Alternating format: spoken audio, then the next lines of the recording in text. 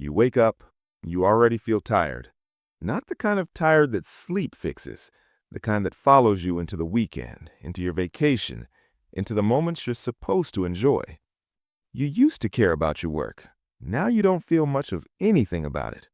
And the scary part, you don't know when that changed. Here's what's actually happening inside your brain and why this is way more serious than just being stressed. My name is Kino, and I spend way too much time thinking about the psychology of burnout. If you're someone who's ever felt completely empty despite doing everything right, make sure to hit that subscribe button and give this video a thumbs up if this resonates with you. So let's start with what burnout actually is, because most people get this wrong. Burnout isn't stress. Stress is too much. Burnout is too little energy, too little motivation, too little sense that anything you do matters. A psychologist named Herbert Freudenberger coined the term in the 1970s. He used the image of a burned-out building.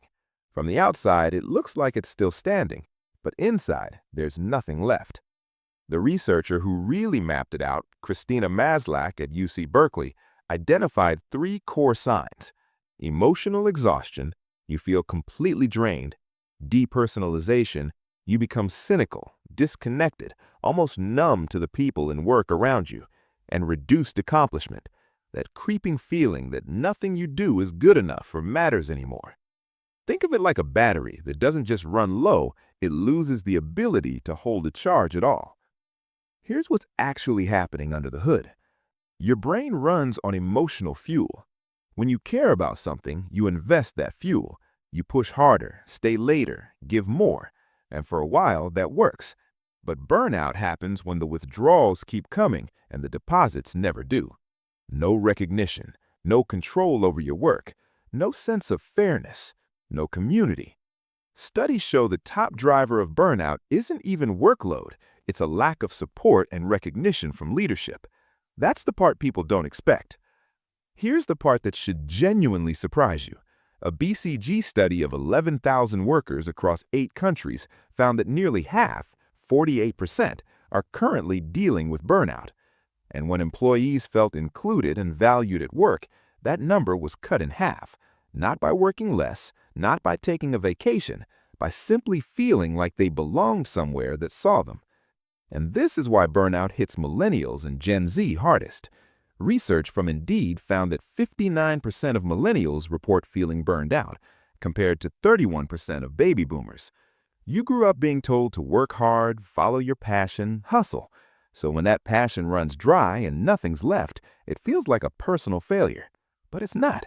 It's a predictable biological and psychological response to an unsustainable system. So here's the key thing to understand, and this is what most people miss. Burnout isn't a character flaw. It's not weakness. It's not laziness. Researchers are clear. It's a consequence of specific conditions, not personal failure. The problem is that most people try to solve burnout with the wrong tools. They take a long weekend, they download a meditation app, they push through. But a vacation fixes stress. It doesn't fix burnout. A building that's burned out doesn't just need a nap, it needs to be rebuilt. What actually helps is addressing the root cause. That means having real conversations about workload, setting boundaries before you hit the wall, finding even small moments of meaning in your day, and recognizing the signs early because burnout sneaks up. You don't go from fine to broken overnight. There's a slow fade, and most people don't notice it until they're already gone. If you feel it right now, the emptiness, the cynicism, the exhaustion that sleep can't fix, that's not you failing. That's information. Your brain is telling you something important. Listen to it. Remember when we started, that feeling of waking up already tired? Now you understand what's happening. It's not laziness, it's not weakness, it's a battery that's been drained by a system that kept taking without giving back. The one thing I want you to hold on to, burnout is reversible, but only if you stop blaming yourself and start addressing the real conditions that caused it. If this video helped you understand what burnout actually is and why it happens, make sure to smash that like button and subscribe for more on the psychology behind how we live and work. Share this with someone who always says they're just tired. Let me know in the comments, what's one thing that helps you recharge?